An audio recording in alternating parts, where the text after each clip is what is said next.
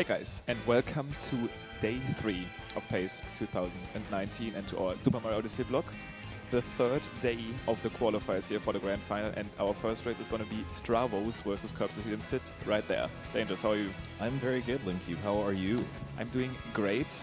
A lot of news today as far as this game is concerned. We've already been in some pretty heavily interesting, intense talks about the newest patch about this game. We'll get into this probably during our Ruin Trash Talk segment, which is tradition at this point. The room has been buzzing about a particular discovery, essentially, about the way that Odyssey is going. But of course, before we get to that, we do have some matches, some very definitive matches coming at your way. They will determine who goes on to the finals. Some very, very interesting results can come out of this. So we have some stats in front of us here. Chaos Pringle with a very definitive lead coming into day 3. Just about any way you slice it, it looks like he is pretty safe and looks like he could be moving on. On the flip side, Necrovita does have a lot of work ahead of him to make that dream a reality. But this first match between Stravos and LilKirbs is really quite the important one. Yeah, that's definitely super important because there is a technical chance that Nitro could still make it to the finals if he was to win by like a huge amount against Kirbs, close to 5 minutes. And if Kirbs was to win here by only 60, like if this was like a super close match, Kirbs would get 60, Stravos would only get like, would get his 30 points, then Nitro actually still does have the chance to make it into that grand final. But there's a lot of work to be done. It would need to be a pretty dramatic upset. But let's watch this match first here. Stravos versus LilKirbs. That matchup hasn't happened here yet. And I mean, both of these guys have been playing really well. Stravos was able to get that first win off of Nick here. He was unbeaten when he actually came to PACE at first. So the first time he lost here was against Stravos. LilKirbs hasn't been playing too well on his first match, but obviously played well, really well yesterday against Nick. Really close match there. They were like 3 seconds apart in Bowser's Kingdom. But LilKirbs ended up winning. He kept his lead throughout the entirety of that game. And yeah, pretty awesome stuff by him. So we'll see these two guys are actually going to be probably the closest matchup as far as we know. Like, no offense, but I mean, obviously Chaos has probably been performing the best here. Nick might have underperformed a little bit. He has openly talked about how he maybe hasn't played as much leading up to PACE. So these two are probably the closest, I think, at this event. So you know what? I would have to agree with that statement. And you know, the track record in this Final Four group stage, these guys are identical. They both have lost to Chaos, who is performing fantastically, and both have won against Nitro, who maybe is just not on his best. So it is just only fitting that maybe the determining factor between who makes it on between these guys happens right now.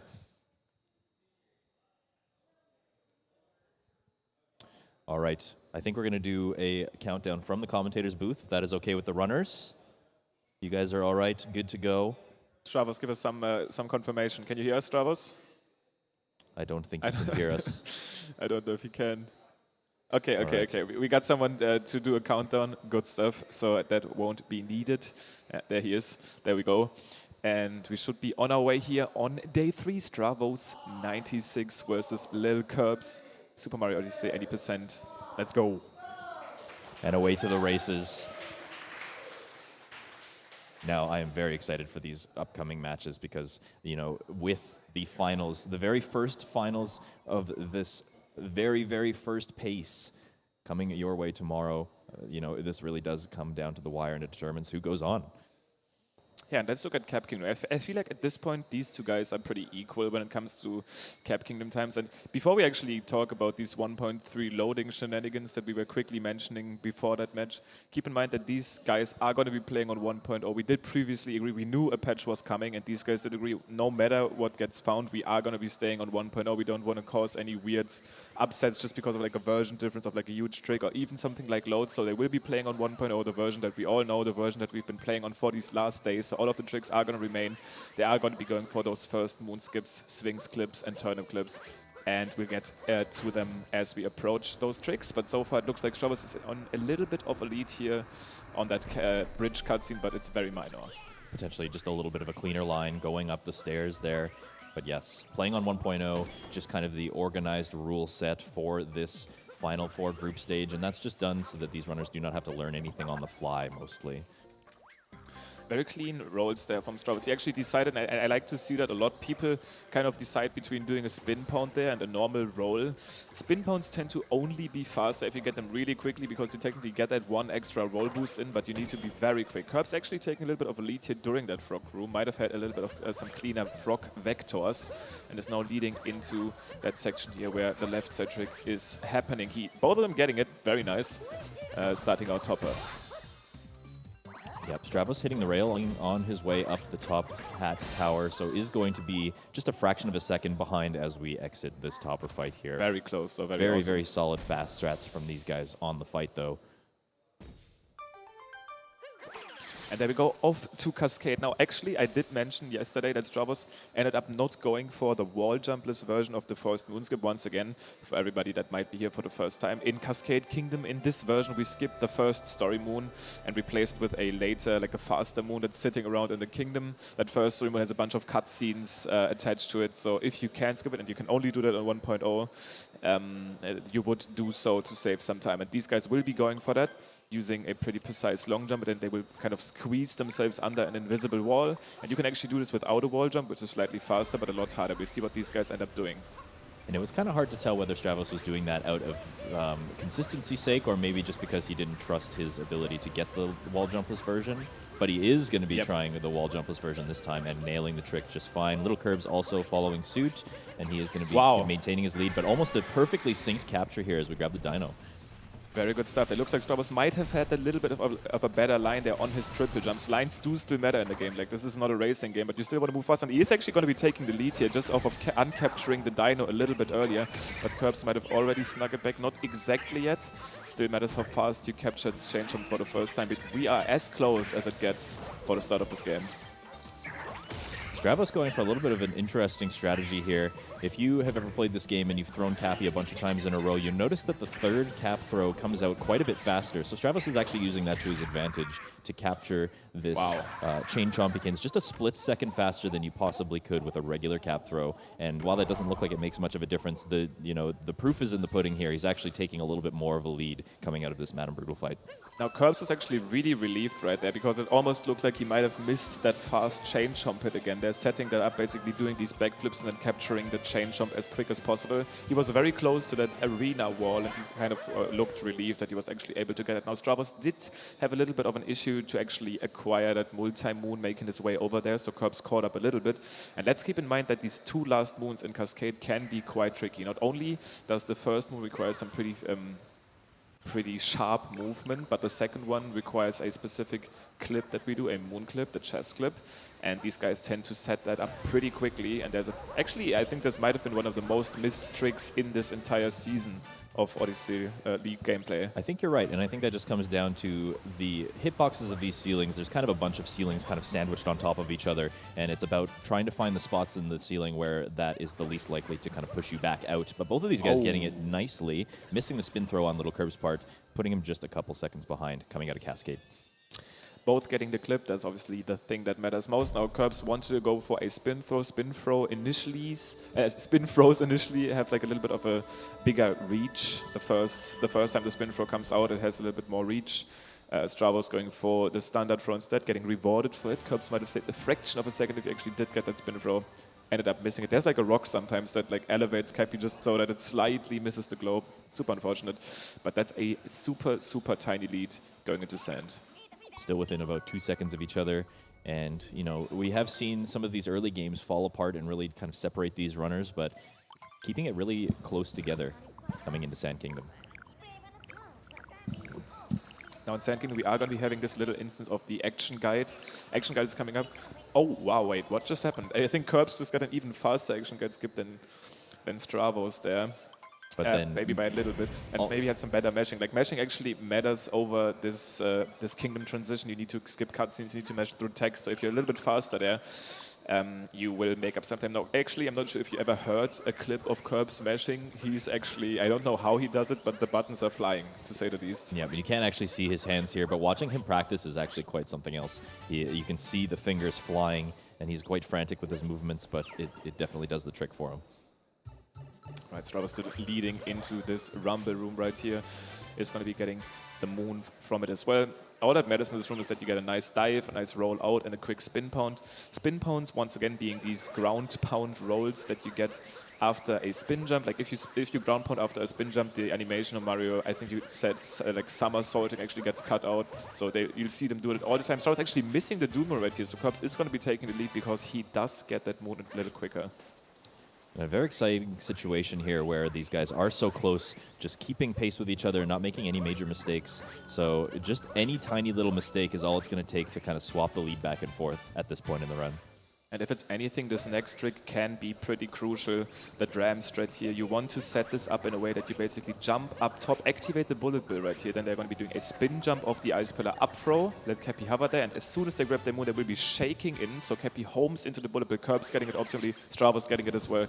Very nice. So we are going to be close heading into the swing slip section. Just a couple of quick moons to grab along the way before we go into that, and this being, of course, the next definitive trick that these guys have to take care of is the Sphinx clip.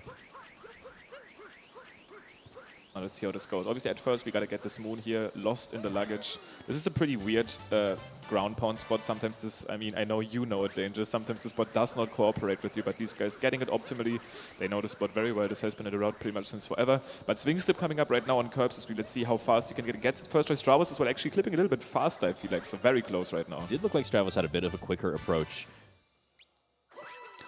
But what we do in any percent is the so-called double clip. We clip here twice because not only is this clip going to allow us to get to the Sphinx room, but it's also going to allow us to get to the hidden room in the quicksand. Stravos actually missing it once. That's not the biggest deal. We are on a global bird cycle right now, a bird that we have to catch once we get to the Oasis segment of this kingdom. But that shouldn't matter much. Missing it once is almost not a time loss because the bird just moves a little bit closer to you. Yes, it all is kind of in relativity to this Dune Moon that we're going to get. It's in the Oasis. We have to do a little ground pound spot, and we actually, at an optimal level, are way too fast for the bird to begin with. So Stravos is going to have that bird right up in his face as we approach this Oasis, so not going to lose too much time here at all. Yeah, even though it seems like it, we'll see how it looks after they actually are done on that Oasis part. We do get 3 moons in the Oasis, a ground pound moon, the birds, and then even a little notes timer challenge moon. That notes moon can be drastically different depending on how well you play there. The optimal version does one single motion control cap throw and then gets all of the notes immediately. But we have seen people struggle there before. It's quite awkward. Motion controls in this game obviously very, very prevalent, but these guys, if anyone, obviously know how to use them well. And Curbs flying through the stage here for this first part. You can see that bird is in Argentina, miles away, whereas for Stravos, the bird is right up in his face, literally in Maryland with us right now. But grabbing that moon very, very shortly after LilKirbs, and you can see that the difference is actually not as bad as it was after the Sphinx clip. It looks like about a second actually approaching these notes. Stravos, very nice move and actually to get up to the notes, but Curbs collecting those notes a little quicker, being able to get that optimal strategy. Strav had to do an additional cap throw there, didn't get the first note on that first punchy, but Curbs is actually going to get one of these weird rolling instances. Sometimes this leaf just does weird stuff and you actually don't get the power roll, so Stravos making up a little bit of time again. But looking like around 3 seconds of difference leaving sand, which is absolutely nothing. But keep in mind, we are going to be going to Lake next, which is that one kingdom where Stravos does not opt for the most optimal route. It's like a little bit of a route difference that we are going to be seeing there. That is right, and if LilKirbs is able to pull off that Lake clip, and we have actually seen some very, very consistent and solid setups for the Lake clip in this Final Four group stage, so it would not surprise me if LilKirbs is able to edge out just a little bit more time in an otherwise pretty standard kingdom, being Lake Kingdom. Now, Lake Clip is all about actually skipping the boss fight that Stravos is going to do. There's these bunny bosses. We've already seen Topper and Cap Kingdom. We cannot skip him. He's guarding the pathway to Cascade. But fighting Rango, the big bunny, in Lake is technically optional. We just, for the longest time, didn't actually know a way how to skip him efficiently, like make those other moons fast enough. Because while these multi-moons tend to be not super fast because there's a lot of cutscenes, they have some advantages, such as being 3 moons and obviously also warping you back to the Odyssey. So if you do them at the end, they tend to be quite good.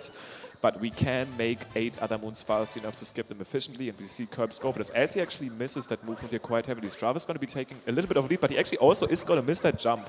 Going to plunge into the water real quick. Curbs still in a little bit of a lead approaching that Lake Clip section. And actually not the only time we've seen Stravos miss that jump in this Final Four group stage, but does have a very efficient backup to get up in there. But yes, this is where we're going to see the routes diverge for a very short moment.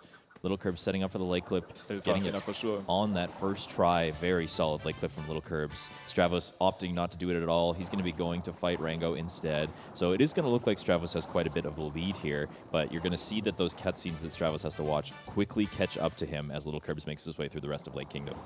Now, the main reason we actually do this clip is to do this motion control up throw with Cappy.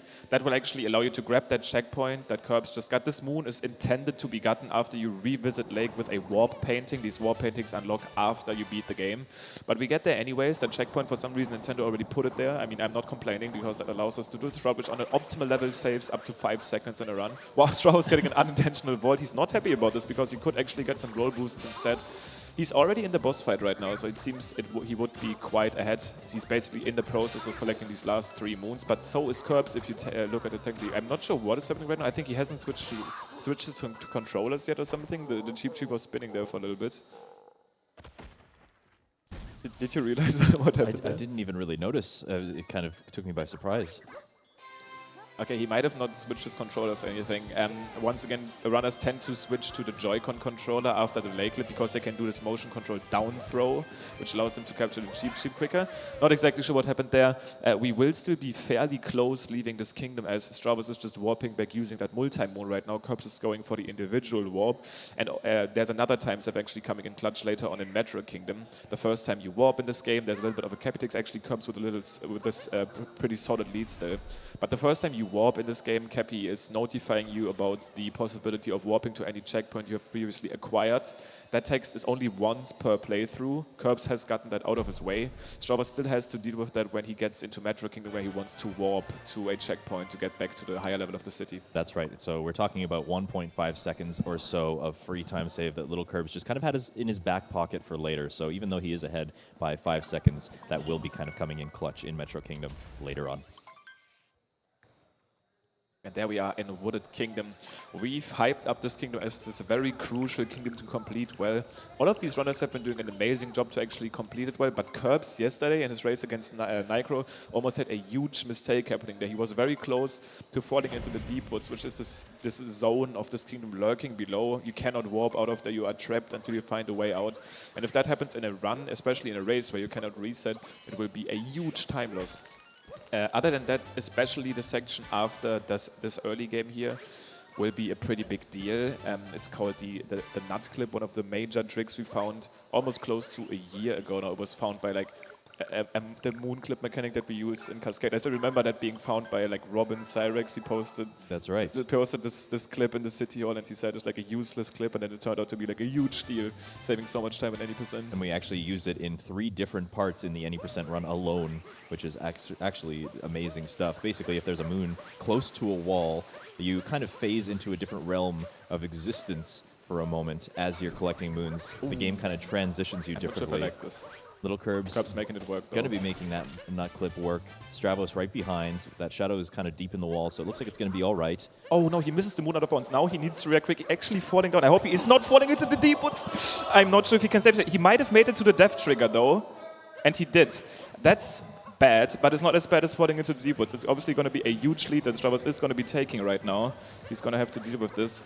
Kirbs having that checkpoint set on the shop, but he is 1 moon short right now. He kind of needs to. That's actually a pretty smart backup, going to go for the tree moon here, which is in the technical fastest route, but he obviously misses the moon from the nut on the fence. And it'll be interesting to see if he continues along with the regular intended route of any %. So you're probably going to see him try and make a jump up here to get to this area and continue along the stage just as if he was continuing along as normal. But it is definitely a time sink, and he does have kind of a bit of a tricky movement here to get back up.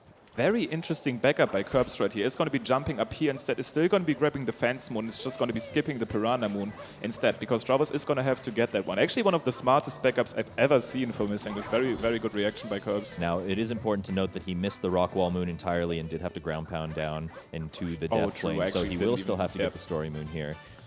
For some reason, I thought he got this one, so he missed 1 moon, and he basically replaced that with the tree moon. But still a very smart backup. I agree, yeah, for sure.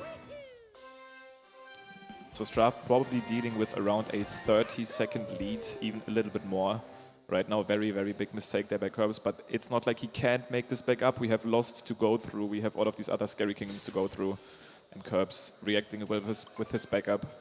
Now that was the particular spot that Curbs had struggled with the first time, almost falling into the deep woods, but finding a very clever backup to kind of make his way back up onto the stage and not suffer any deaths, which would have been very bad going back to the shop.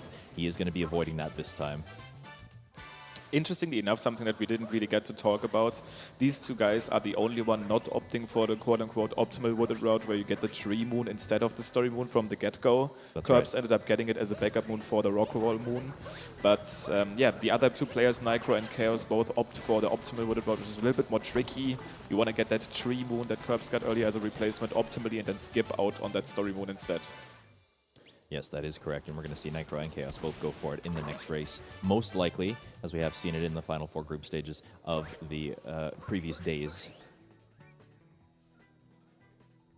Stravos already out of that tower here. This tower tends to be pretty quick, probably around like a 25 up to 30-second section where you get 2 pretty quick moons. It's going to be making its way over here, already dropping down to the lower section of Wooded again. Kind of weird how we scale up this tower then just to drop down again, but this is another instance of skipping a boss efficiently. We could either fight Speward here on top of the tower and get his multi-moon and then use that to warp back to the ship, but Curbs actually falling down, but he's going to have to recapture the uproot to make it up to that moon. But yeah, that pipeway section and the nut around the corner tend to be around 4 to 5 seconds optimally faster than that boss fight. A lot of the optimization in this game comes down to one of 2 things. Either a giant trick is discovered that kind of reroutes the kingdom as we know it, or we're looking to eliminate cutscenes because cutscenes we can't essentially make any more efficient. So we try and route them out in replacement of movement because movement can always be better. Yeah, I actually remember posting this as like movement bigger than cutscenes. This tended to be very true over the optimization of this game. There's still a couple cutscenes that we can, on a theoretical level, skip. Speaking about, for example, the Speward fight in Luncheon, which we haven't found a way yet for movement to make up for those cutscenes. But who knows what the future holds? Luncheon is just one of those kingdoms that doesn't have a very big moon pool until you start kind of progressing through the story in the first place. So we do kind of have to go through a lot of those cutscenes in regards to just having enough moons in the pool to collect in the first place. Stravos actually with a pretty solid wooded exit here, still looking around 1830, around that. So it looks like Curbs is going to be around these 30 seconds behind, leaving Wooded Kingdom going into Cloud. But once again, after Cloud Kingdom, which is this kingdom that is pretty much all made around this first encounter with Bowser, we are going to be basically forced to Lost Kingdom. In canon, Bowser actually smashes the Odyssey and we just fly down to Lost Kingdom, something that we do not see here because we're obviously going to be skipping that cutscene. And Lost Kingdom has been this huge, scary kingdom, especially in the playoff series. That's right. If you do remember, this is kind of where some time has been made up. LilKirbs, obviously visibly frustrated from that Wooded Kingdom of this particular race, but he is not down and he is not out. And compared to Nitro, this is exactly the kind of position he was in yesterday versus Nitro, and he was able to pull it back. So anything is still possible at this point, especially with a kingdom like Lost right around the corner. Stravos already in the 3rd phase here of the Cloud fight. While he's about to finish this up, we can also quickly explain what is even happening here. Curbs right now diving on the right side of Bowser to make him punch. Basically, he flies back 1 more space after he gets punched. That makes him only jump 1 space to the left, which is a little bit quicker than what he would originally do, is jump 2 or 3 spaces even. So LilKirbs saving some time here. Obviously also grabbing Bowser's head optimally while backflipping into it and then throwing Cappy to get access to it as fast as possible. But that's about all of the stuff that you can do in Cloud. At the same time, Stravos just did start up Lost, which is, as we brought up, this very, very tight movement-heavy kingdom. And while these runners have done this kingdom probably a million times, there is always that kind of impending doom of that purple poison hanging around the bottom of the kingdom. We don't collect any checkpoints in the any % route, so any fall into the poison sends you back to the Odyssey. Of course, the further you get into the level, the more time loss you accrue as a result of that, so we do have to be very careful here. Yeah, once again, Klepto lurking on that stone pillar in the distance. If you make any mistake and fall down, he will steal Cappy. That cutscene will play. And he will be trapped for around, I actually don't know the exact timing, but it seems to be at least more than 30 seconds. Yeah, definitely not something that we want. So we are going around this kind of trigger zone, and you'll see Stravos run directly by Klepto right there, and that's just to kind of disengage him, and the rest of the kingdom will be safe now as a result. Exactly, Klepto is deactivated, so the threat of him stealing Cappy is gone, but not exactly the threat of dying. These two moons that Stravos is getting right now tend to be relatively lenient as long as you line up correctly, but the second to last moon in the cage right here has been giving these guys some trouble in the past. You would need to triple jump without control over Cappy, then duck under the trapeze, which is the name of this enemy. He will break the cage, and Stravos will make his way over there. Now all he needs to do is spin pound, grab this moon, and he is basically safe. He could die here, which is a little bit slow. Ultimately, he would stay alive, and he is able to get that. Back up on top of the platform, rolling towards the Odyssey, and he's going to be capturing the globe here. Still a very solid start from Stravos. LilKirbs still has 4 moons to gather within the Lost Kingdom, very quick ones, and a couple tricky ones at the end. We'll see if he's able to execute just as flawlessly as Stravos has, and then we're on our way to Metro. Kirbs now lining up for the cage triple jump. Looks like a good angle. Is going to be able to duck under, gets the moon from the cage. All he needs to do as well is that spin pound under the bridge, gets the moon, and as long as he's able to stay alive, he is looking at a pretty clean loss himself. Is going to be getting a spin for, was probably opting for the up throw dive strat there. If you do an up throw, you would be a little bit faster.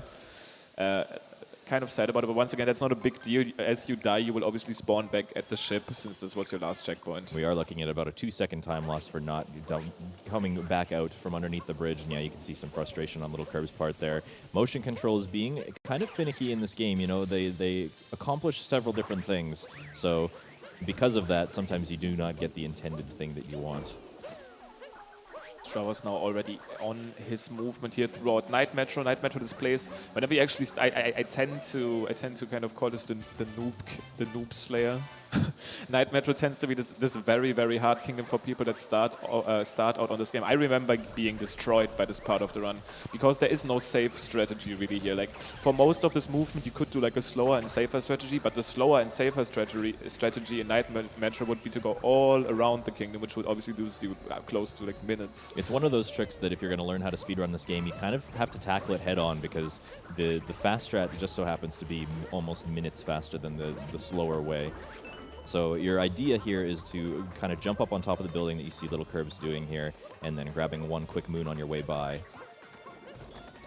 And I think Metro Kingdom in itself lends itself to being very difficult just as a result of it being so vertical. And you're going to see Stravos make this very scary long jump across the gap here, almost getting sniped out of the air by that fly. You know, I think that's the second time we've almost seen that happen to Stravos. It's never actually happened. I don't think it's never actually happened. It might be impossible at this point, but it also has to be possible. I don't know how it exactly works. Would make for a pretty decent highlight clip, but I'm glad that Stravos didn't suffer from that consequence right there. Kirbs now also in the City Hall. At the same time, Stravos is going to be fighting Mecha Wiggler right here.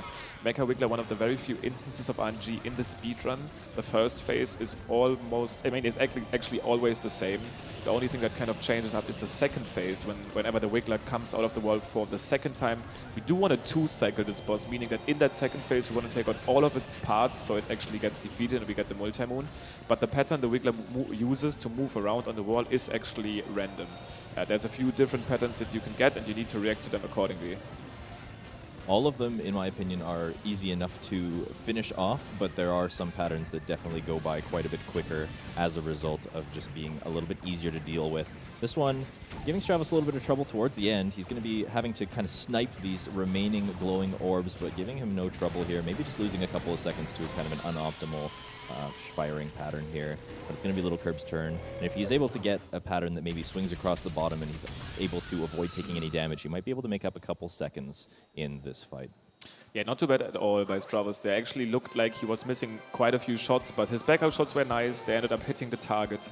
And as you mentioned, he might have had the chance of a little bit of a cleaner Mecha Wiggler, but not the biggest deal. Let's see if Kirbs is able to get a even better one. This pattern looks fantastic. He did miss the headshot there, so he's going to have to kind of back that one up. Let's see how fast he can get that Wiggler kind of dodging his shots right now. So probably around equal to the Mecha Wiggler that Stravos had for himself. Should be looking at around the same distance, as Stravos is already approaching Day Metro now, which is home to a bunch of pretty tricky strategies, especially at the start, looking at 2 different homing strats and also Scoot Clip. And Scoot Clip we're going to see here immediately after this first homing capture, using Cappy and stalling him in the air so that we can grab this moon and immediately warp back out. But Scoot Clip is going to be this trick coming up here. You see Stravos literally driving through the stage, is actually going to be missing it on his first attempt, gets the most optimal backup on the second wall of the cage, is still going to leave the scooter. In the most optimal world, you would do what we like to call the drive-by strat, where you drive by the cage and then stay on top of the scooter to move along the city to jump onto the awning. Gets a decent backup. It's always interesting to see how these runners look while actually performing this trick. You make this work by using the hidden motion control unfortunate Curbs is going to be bonking on your right screen. Not going to be getting the moon in time. Actually missing it again. He is actually flying away from the wire. What is happening? Unfortunate timing on his shake to home in on the wire. Didn't grab the moon in time, so he's actually going to go all the way back the sick up. Gerda moon store. Yep, always good to see. All right, so but let's see on Curbs' screen here how you actually do Scoot Clip. He is basically turning his arms because the hidden motion control of the scooter does get the drive-by very nicely. The hidden motion control of the scooter is when you turn your controller, the steering of the scooter gets increased, and that increased steering allows you to lean into the cage, clipping through the cage wall and get that moon without the RC car. And it is a little bit of a hidden mechanic. The game never really explicitly tells you that turning your controller via the gyro motion controls actually does anything, but we have been able to figure that out and use it to our advantage. Mario's big nose is able to just kind of sneak its way into the cage. Makes that work. Now, Curbs obviously losing a bunch of time here at the start of day Metro. Stravos is definitely going to be increasing his lead. Now, already at that part here where he is about to collect the second musician. Only one more musician to get. This is the one. And after that, he is going to be warping up. Keep in mind that he will get that 1.5 second of Cappy text since he didn't do the lake clip earlier in Lake Kingdom. This is happening right now. This is the text we were talking about. I'm actually not sure if it's Cappy that's talking to you. Why do we actually assume that? It's someone talking to you. Yep. Is there Cappy's voice? Even there's some text that explains to you that the checkpoint is there. I suppose that we just assume that Cappy is our comrade and is leading us through this journey, but it could actually be anybody as far as I know. It is in Japanese. After all, it is kind of hard to read if you don't understand. Japanese being the optimal language actually does save about 10 seconds just based on the text boxes that you see. Yeah, and we are lucky that we can actually freely switch texts in the menu. We don't actually need like a Japanese cartridge. All we need to do is switch the language in the menu of the game. That's right. Makes Odyssey for a very approachable speed game for that reason. You do not need to kind of go out of your way, especially now with 1.3, you do not really need to go out of your way to be optimal in this game. Absolutely not. Stravos is going to be making his way here in that last subroom of Metro Kingdom, the crowded alley. That's what I like to say. A bunch of people walking around here trying to block your way as you make your way over to that moon. He's going to be looking to just roll across them and then get that last moon hidden kind of on top above the crowd. And after that, he will be able to warp back to the ship. Now, we obviously talk a lot about those coin counts. Runners do need 100 coins to go to the next kingdom, which by default is Snow. So if you do have those 100 coins, you will just select Snow, make your way over there. Looks like both of these guys will have enough coins to make that work. Even though Curbs is only at 99, there's a couple free coins along your way through Snow. Yeah, if you're about 10 or 12 short, it is not a huge deal. You will be able to kind of pick those up along your way in Snow. If you have any less than that, things can get a little bit dicey, but the idea there is to just instead select Seaside, as there is a lot of coins kind of in your path in Seaside, and it only loses you maybe a fraction of a second with menuing options there. Now, Stravos exiting Metro with a 29.59, that sub-30, very elusive and good time, especially in a race setting. He's got to be very happy with his performance so far. Yeah, this is a good time to compare these fade-out times. This is what runners usually use to actually see how well their run is going. Obviously, most speedrunners in their attempts using a segmented timer, basically making up specific segments. And in this game, it makes most sense to segment by kingdom. So this would be the time where they actually split for their segment. It's going to be a pretty good time for us to see. We are probably looking at around 50 seconds of difference here. We will get an exact value whenever that fade-out is happening for Curbs, but both of them will be going to Snow first, so we won't see any big splits in terms of approach to the completion of the game. But let's see here, banner text coming up, and it is going to be closing pretty much at 49, so we are looking at exactly 50 seconds. Exactly 50 seconds. which is a pretty big gap to overcome, I would say, but LilKirbs just having a little bit of difficulty in Day Metro and kind of getting bullied by the game with all of those capture warp mechanics not working in his favor. But we are only halfway through, and anything can happen, especially in these Metro Snow Seaside Luncheon, this mid-game portion. Snow, while being relatively lenient with the mistakes you can make, there are some bonks that you can have, and they would obviously hurt you by like 2 seconds for each bonk. There is the poison sub-room, it's part of the routes. You can technically fall into the poison at any time whenever you make an input mistake, which will cause you to not only die, but also it's kind of screw up the cycle of that room, so you really want to avoid dying there if possible. And obviously Snowdram at the very end, which we will get into. At the same time, Stravos is going to be trying to go for this moon clip here, another moon clip that we basically used in Wooded and Cascade already. Is going to be making this work to kind of skip out on the move and then just move on that out of bounds section to gain access to that sub room.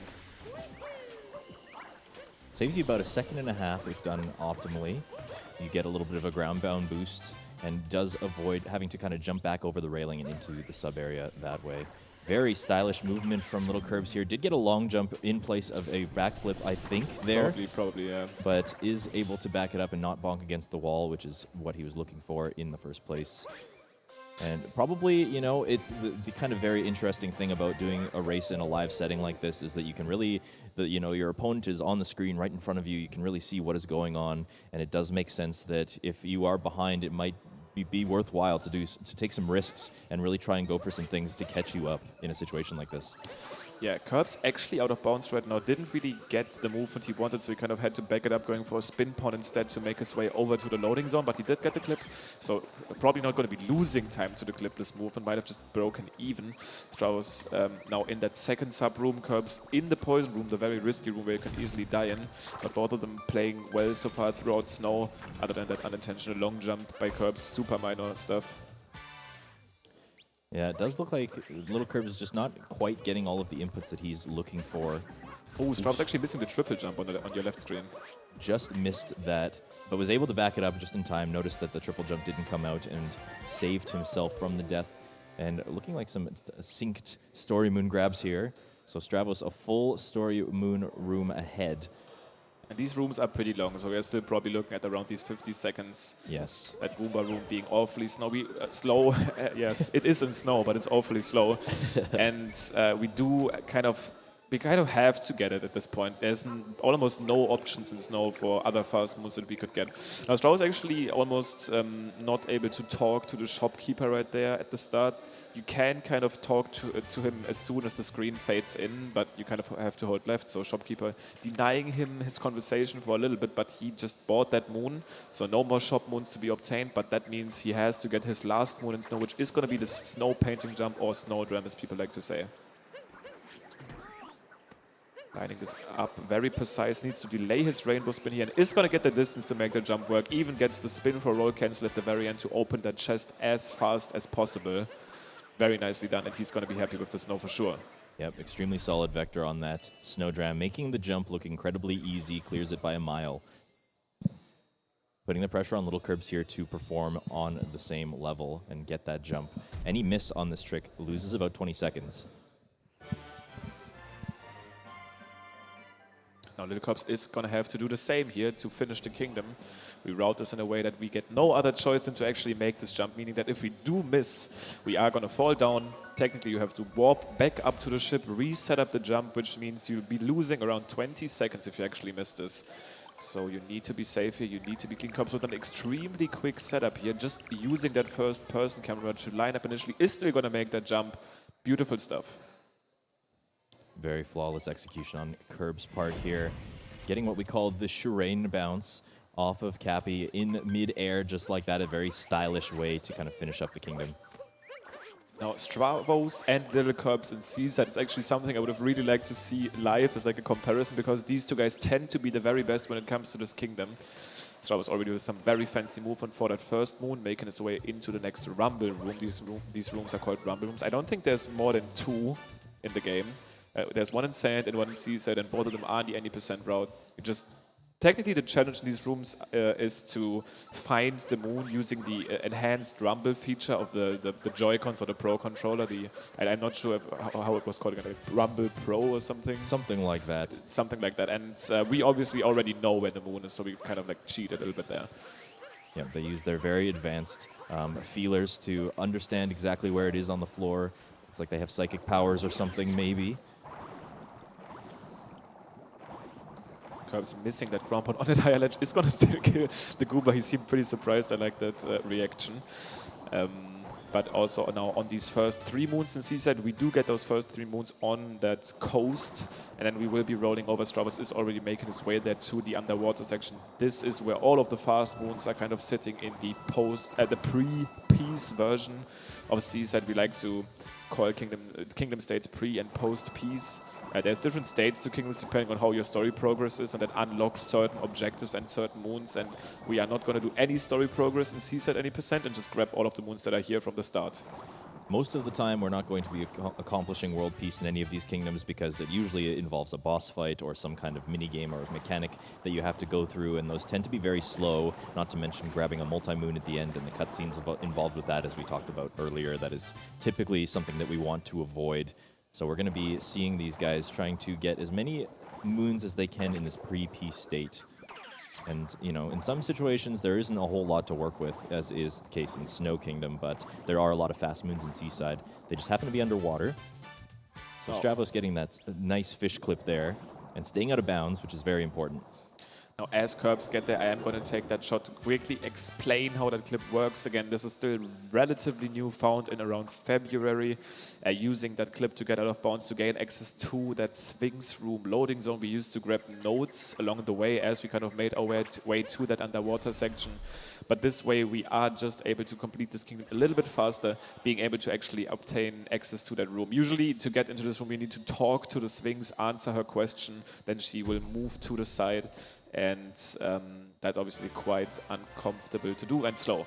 Now, LilKirbs is going to be moving his fish onto this end of the boundary here, and then he makes Mario swim away from the boundary. This boundary only has effect once you're actually in there, so the first second you capture the fish while not being in that boundary, it will be deactivated. Kerbs having a little bit of an issue actually getting that moon. He needs to be careful though, because if you do get to this moon on a wrong angle, it is easy to clip back inbounds, and in that case, you still need a moon, but there's no fast moon to be found in that area, so it's essentially you have to talk to the Sphinx at that point, losing a lot of time.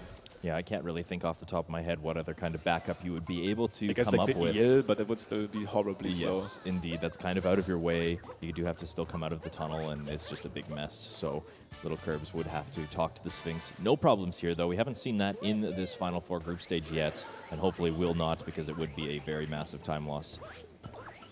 Absolutely. Now, Stravos already in Luncheon, making his way through the kingdom. After Luncheon, we can quickly check back how far these guys are actually apart, because Luncheon is definitely going to be a crucial part to the completion of any race. Stravos now already in that fight versus Speward, a boss that we, as I mentioned earlier, cannot efficiently skip yet. This is even worse, because those bosses already tend to be slow, but this one only gives us a single moon. The reason it is still fast enough, though, is because it advances this kingdom to this next stage. We were just talking about kingdom states. Doing that boss fight allows you to gain access to the turnip clip moon, or the moon in the cage, and then especially the multi-moon at the very end, which tends to be very quick and also warps you back to the ship. Yep, Luncheon, one of those kingdoms that we just really doesn't make sense to try and avoid any of these story moons, because they all do kind of line up themselves very well. And yes, that pot moon at the very end does take you right back to the Odyssey, where you need to be kind of a free warp and 3 moons just sitting out in the open, free real estate. Here we go, Stravos already done with the fight. Kerbs just starting out, kind of going to show how slow that fight section actually is, because we did mention that the lead was around 50 seconds earlier, which is around the timing that I have for this story moon. It's around a 50-second single moon, which is like so far of any other moon in the road, but as we said, ends up being worth. We might see any replacements for this in the future, but we are not at that point yet.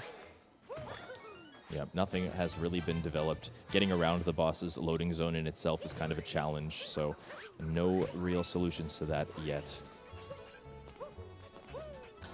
Let's see Stravos' movement here across that plaza. This plaza still being a little bit more relaxed than the actual later sections of Luncheon. Once again, I do say this a lot, but I do like to break up Luncheon in several parts. The pre-boss is the pre-boss movement, which is relatively easy. This plaza movement, which is quite tricky, but you should still be fine most of the time, but as soon as you hit that moon on top of the pillar, Luncheon really spices up. You have to do pretty sharp movement. Stravos is going to be missing his spin pound on top of this pillar. Is going to opt for a normal ground pound instead, and this is the section where it gets pretty hot. He's actually going to try to do another spin pound, not going to be able to get it. He's not going to go for the roll cancel now. What he needs to do right now is beat that Podoboo on its cycle to capture it before it goes back to the lava. I think he might have just barely gotten it. Yes, that capture looks good. There was originally a way to capture this Podoboo a little bit more simply by pointing the camera down. This game has a weird mechanic of things not existing if the camera's not pointing at them. So we can kind of use that to our advantage and make the Podoboo start its cycle a little bit later, but as more recent developments were found, we were able to kind of be fast enough to make that first cycle regardless of that. And of course, that is optimal. Now Kirbs on the right screen, actually missing that Great Moon initially. Gonna be losing some time off of that. Can kind of see a little bit of the frustration on LilKirbs' face here. The game is kind of treating him in a way that he's not really wanting to see. A couple of times where Cappy has not been his friend and kind of done the opposite of what he needs Cappy to do, and some maybe dropped inputs that he's not expecting. And just some unfortunate situations here on LilKirbs' part. And Stravos able to kind of keep it better together. This is almost looking very good. The turnip is not going to be in the right position to make that turnip flip work. Stravos had very nice movement to actually get close here. He's going to be doing that turnip flip again. Turnip is still pretty close towards that cage, but he uses that efficiently, placing the pan bro between the turnip and the cage, making him clip there. Another version exclusive trick, only possible on version 1.0 and 1.1. These guys being on version 1.0, since that's actually still obtainable up to this point. 1.1 kind of being this borderline version that's very hard to obtain. Only viable by grabbing yourself a 1.1 cartridge or potentially by having a 1.1 digital and just choosing to never update, but yeah. As of now it is essentially unobtainable. Oh, Kirbs actually going to be diving there. That was definitely not intended. Seems pretty frustrated right now, which I can obviously tell. I mean, I would probably be reacting the same. I'm not sure. He's pointing at his controller right now. It seems like something might have not worked right there. It's going to be getting... Oh, he was going for a spin throw to actually turn himself around, which might have not come out, which was probably causing him to dive back. They're making this mistake twice. Obviously, pretty big deal. Going to be losing a pretty big chunk of time. And his turnip clip looks to be okay. He's going to try for it anyways. Far to the right, yeah. I'm not sure if this is going to work.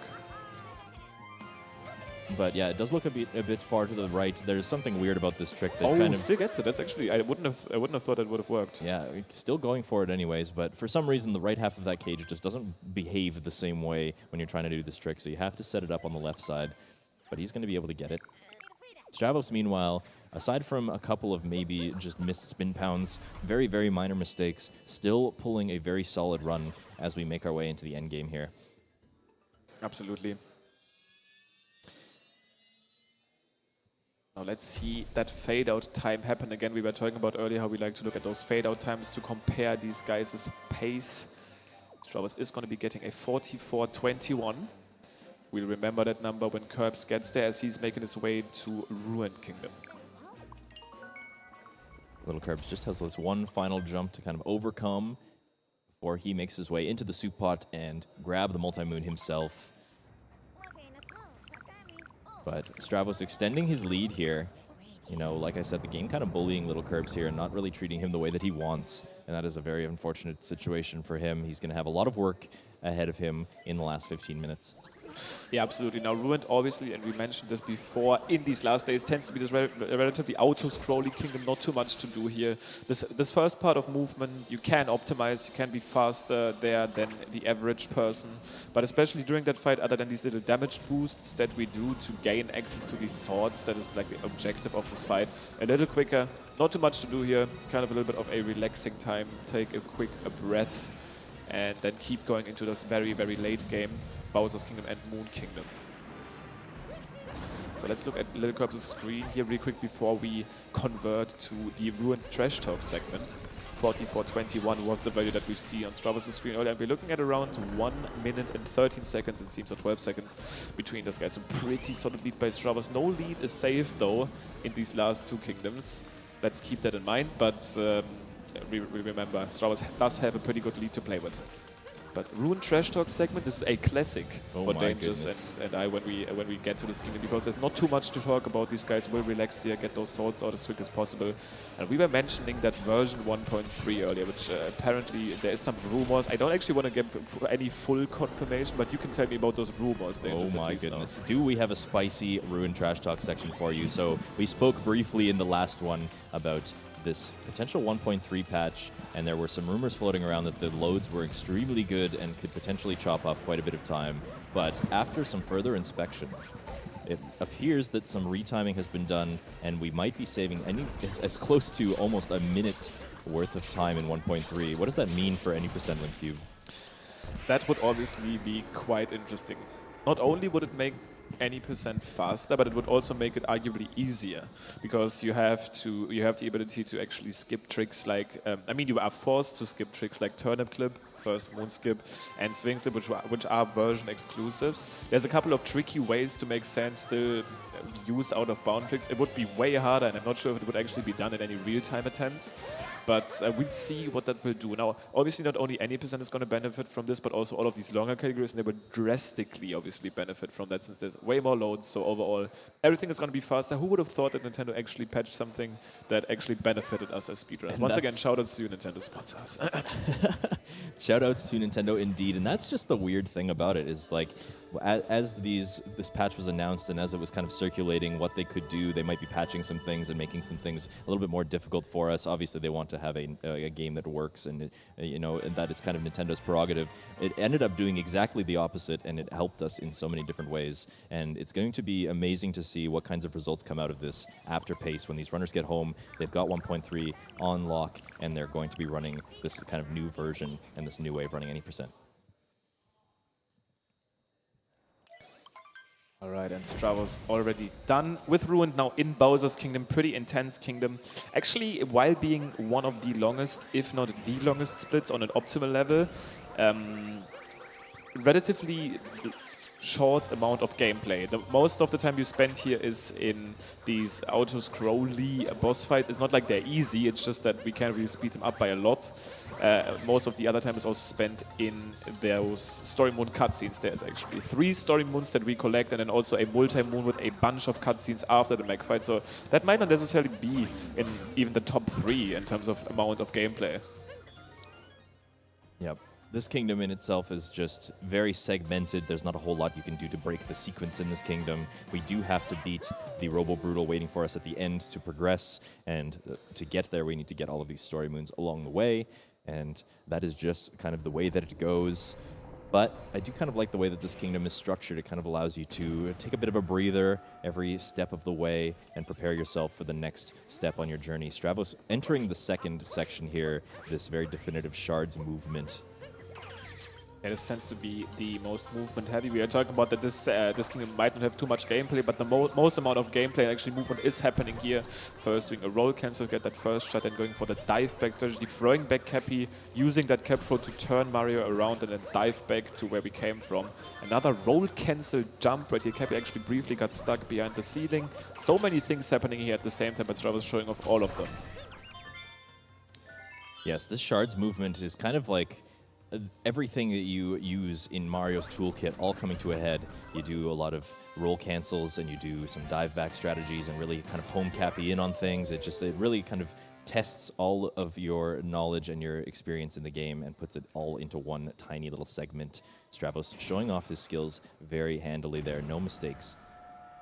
No mistakes to be found here from Stravos as he makes his way over to that last section before the boss fights, which is this specific capture warp again. Actually using this very unique way of performing that, going for a normal ground pound of the rating. He was actually not really even seeing Mario there. He had pure confidence that his movement inputs were right, and he made it work. That is a Stravos unique technique there. Everybody else tends to go for kind of a turn the camera, spin pound strategy, but Stravos just has it in the back of his mind, and he knows how to pull that off very confidently. Looks like he does have the muscle memory down for that. Now Kirbs at the same time approaching those shard sections here. Stravos already in the Harriet fight, going for the first-person strategies to hit those bombs back as fast as possible. Shards looking good for Kirbs though as well. Still hanging in there, and let's keep in mind that the Mecha Brutal fight especially can go with some pretty big time losses if you make a mistake right there. We haven't seen any falls in this Final Four group stage yet, but that of course doesn't change the future. There is still a lot on the line here, especially today. The stakes are high, and the nerves could end up getting to them. Hopefully not, but anything is possible. And it is a very risky strategy to go for that kind of target-acquired strategy. If you miss it, all it takes is a kind of delayed input, and you're down and losing 25 seconds. Now on the right side, you just saw Kirbs go for the more known strategy for this capture warp. Is going to be able to get that one. Going for that spin pound and throwing Cappy straight backwards. Stravos though already done with the boss fight section here. He still has to sit through these cutscenes, and I like to... Wait, Kirbs? Kirbs? Is he doing what I think he's doing? What is he doing? Topper first? Oh no, and the fans are already screaming in joy. Topper first, and he's getting punished for it immediately. Definitely, I mean, that's fair, honestly. Yep, that's what you get for Topper first. Once again, this has been this pretty big outrage in the community about what would be best to be fought first. This is something that Kirbs doesn't do. He does it for the fans, though. I think he is doing it for the fans. You know, let us know at home exactly what you guys feel. Topper first, Harriet first. Obviously, Topper first, not treating LilKirbs the way that he wants here. Once again, just as a little bit of a reminder, it doesn't really matter what of the two bosses you fight first. It should be around the same speed. It is a pure preference, but yeah, Kirbs, shout-outs to the fans of Topper first. Kirbs giving them some justice. As Chaos is the only one that actually does do that in his normal runs. Let's see Stravos now making his way up on to the very top to challenge Mecha Brutal. A very finicky fight even to that day. And potentially the hardest part of this fight actually being, in my opinion, the climb up and the very last hit. So start strong, finish strong, and this boss fight is usually a piece of cake. We'll see how Stravos handles it here. Very clean backflip climb so far, but it is actually going to be falling down. Not the biggest time loss yet, as soon as he can recover. This is where it actually gets a little bit tricky. He still has a huge lead to deal with, so he shouldn't get too nervous. But this actually, I know this from myself a lot. Whenever your angles start to be off there a little bit, you might initially struggle. He's probably going to be able to get back up to Wrangler right now and does get the ground pot in. Might have lost around 15 to 20 seconds here on the start. But as you mentioned, this last hit has still to be gotten. Yeah, you can see the frustration on Strav's face trying to kind of back that up. It does tend to be very tricky, especially under pressure when things are down to the wire, and like this is the end of the run. If you're ahead and you start kind of messing up that climb, it can be very frustrating to deal with, but he did just play it safe, kept his cool, and now he's on and entering the second phase of this fight, these last two hits. This is the big one. You do want to get that spin point on top of Harriet and then line yourself up to get the target acquired, we like to call that because we kind of swoop in from the top. Is going to be able to get the spin point on the right side. Very nice. Defeating Mecha Brutal. Still with a very comfy lead going into the last kingdom of the game, Moon Kingdom. Target acquired for Strav. Meanwhile, LilKirbs on his way into the fight himself. Obviously does have an opportunity to save a little bit of time over Stravos if he's able to get this climb very cleanly. And Moon Kingdom itself, while it's not the hardest kingdom in the run, it is one that mistakes are very heavily punished. So while we are very close to the end, it is still not over yet. Kirbs once again trying to go for this little bit of a topper acquire strat. He's definitely confident in getting that. Makes that work, kind of jumps on top of the topper bubble. Hits that before the mech is even turning at all. Going for a little bit of a right here on top of the mech. And then hopefully also being able to get the target acquired strategy, because we are now looking at this specific amount of difference, I would assume, where something like a miss to D section, like a miss to D skip, would still allow Kirbs to come back from this. And keep in mind that we are still working with this point system where the winner of any match gets 60 points guaranteed, and then the rest of the points will be acquired by the difference of time that you won by. But Kirbs getting that target acquired, very nicely done. And we'll obviously update you guys on those point totals once we get to the end of this race. And obviously Stravos, as long as he plays it clean, as long as he keeps his cool in Moon Kingdom, he could be walking away with a very solid amount of points here. Yeah, Stravos obviously right now in a solid position. If he was able to win this one, there would be a pretty high chance of him making it to the finals next to Chaos. We'll see what actually ends up happening at the very end here.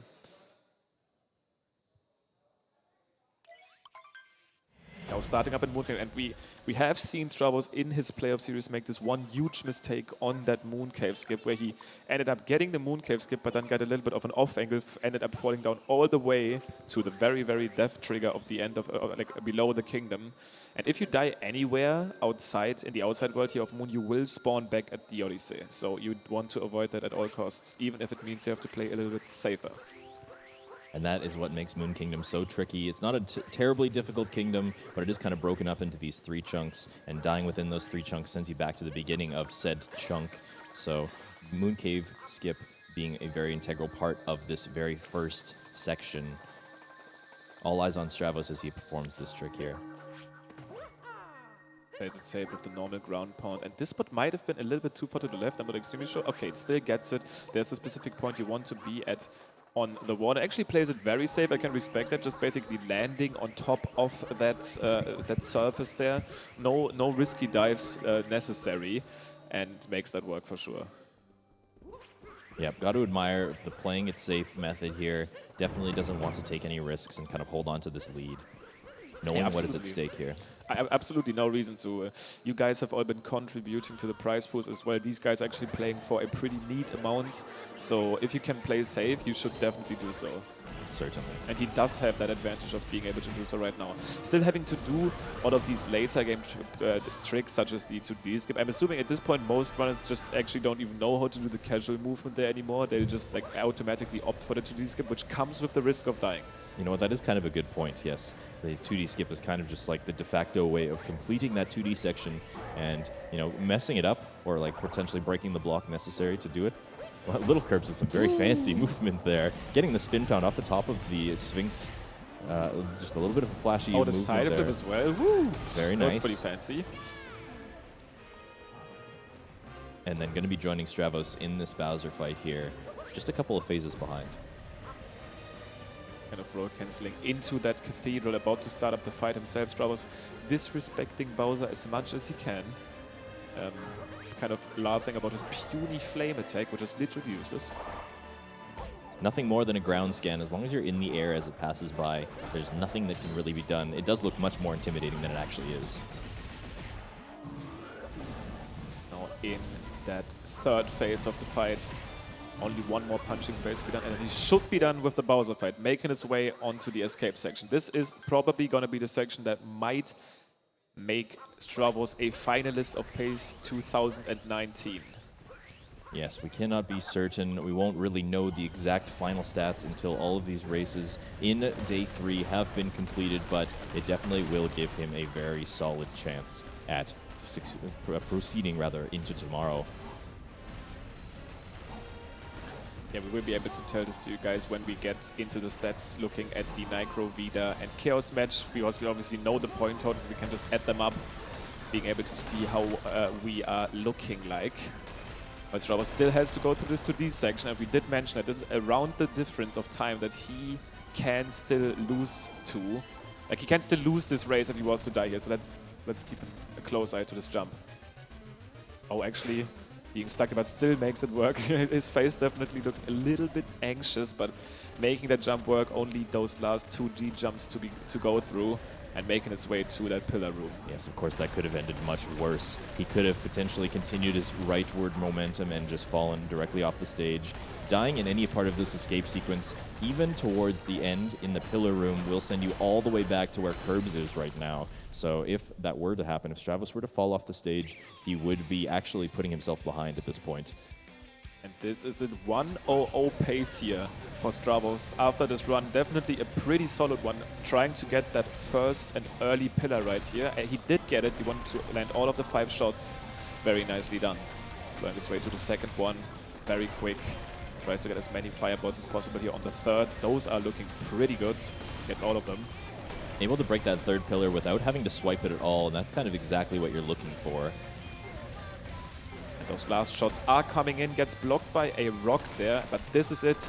Pillars falling and Stravos is making it to the core of the moon, clawing in, looking at that 1:00 time, and definitely making huge strides towards that final. Kirbs at the same time looks very fancy to D-jump, but this is it. Stravos capturing the pole and is going to be getting the 1:00 here. Probably very strong favorite now to qualify for the finals. 1:00.53 GGs to Stravos.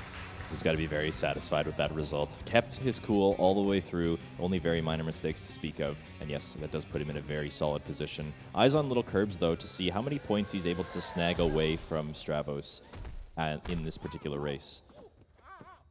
Yeah, let's see about this one. Kirbs also with some very solid shots here for that first pillar. Gets an extra shot in here on the second one. Landing 4 of the required 5 shots. Actually only 3. Seems like one that was actually blocked by a falling rock. Those rocks actually being quite mean sometimes, blocking some of these shots, but as long as this one is hitting, and it will, Kirbs is also going to be able to claw in onto that final block. Still looking at a 1:01 for sure, so less, I think it might even be less than a minute of difference here, looking at slightly less than 60 seconds, so assuming around 5 extra points for Stravos, 65 for him. Actually not, it's actually going to be more, so it's going to be slightly over a minute, so 6 extra points for Stravos. LilKirbs taking away 24 in this final match. Yeah, still very solid. GGs to these guys as they finish up here on their group stage. We will update you guys on these exact point totals as we get into the next match between Chaos and Nicro, which I have been waiting for a long time as well. But this was a pretty awesome one. GGs to these players. Pretty hot race. Obviously very unfortunate stuff happening there at the start of Wooded Kingdom, especially since Kirbs had this very unfortunate fall there on that out-of-bounds section. That is right. It did look like LilKirbs was a little bit frustrated with the way that he was playing and just like the way that his controller was reacting to him, potentially causing him some of the bigger mistakes made within this run. Unfortunately for him, does not look like he will be moving on into the finals with this result.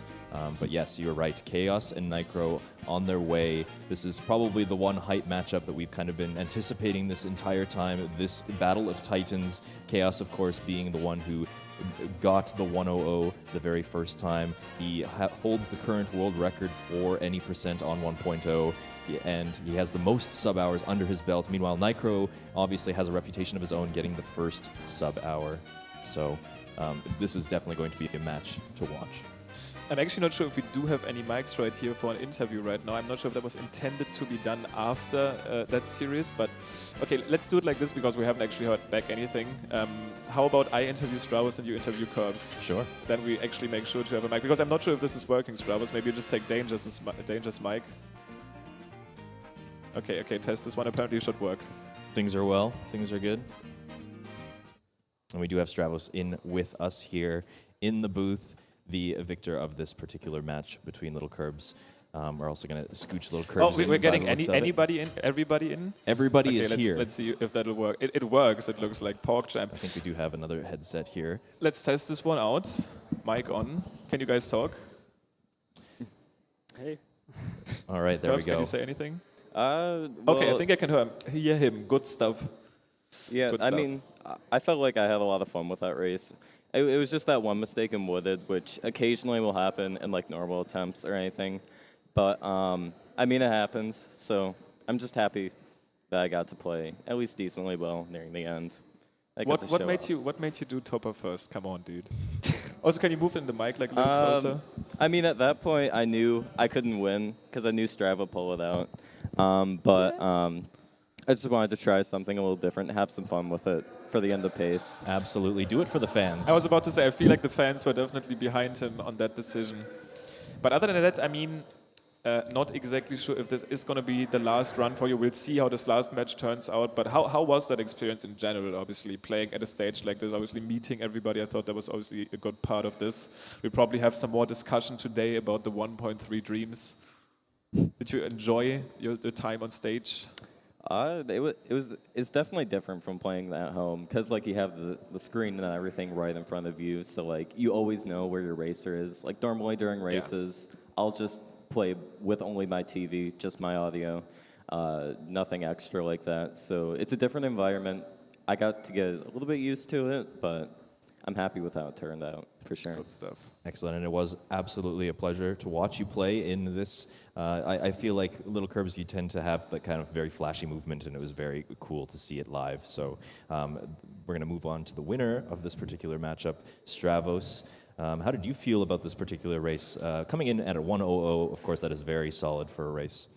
Yeah, throughout all my practice for this event, all I wanted was to be able to get consistent 1:00s, and it's been a little bit harder than I thought with this whole environment here, but for the most part, I'm happy with all my races, and this one was pretty good. I had a few sloppy mistakes, and after Kirbs failed in Wooded, I definitely started playing it a bit safer because I knew I could, and I was just able to finish out a good enough run, and yeah, I'm happy with it.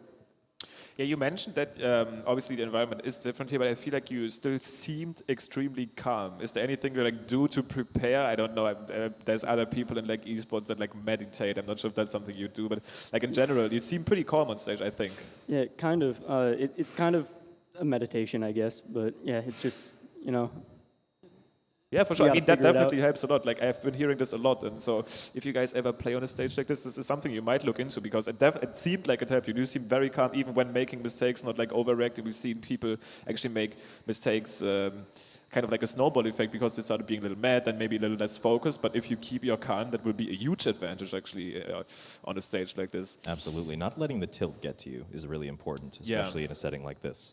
Yeah, but for sure. But I mean, we don't exactly know who's going to be in this grand finals yet. It's it's seeming a lot like it's going to be you versus Chaos. If you had the choice though between Chaos and Nyko, just on a theoretical level, who would be your opponent of choice? I feel like Chaos has been playing really well Yeah. at this event so far, so I'd probably want to go against Nick. Makes sense. More so. Yeah. Chaos looking pretty strong, but it's obviously not guaranteed that all of his daily performance is going to look like that. We are going to have to see today how That he's is playing. absolutely correct. We do have one more matchup coming up between Chaos himself and Nycrovita, and we will see how that goes down. We're going to take a quick intermission, and we will be right back.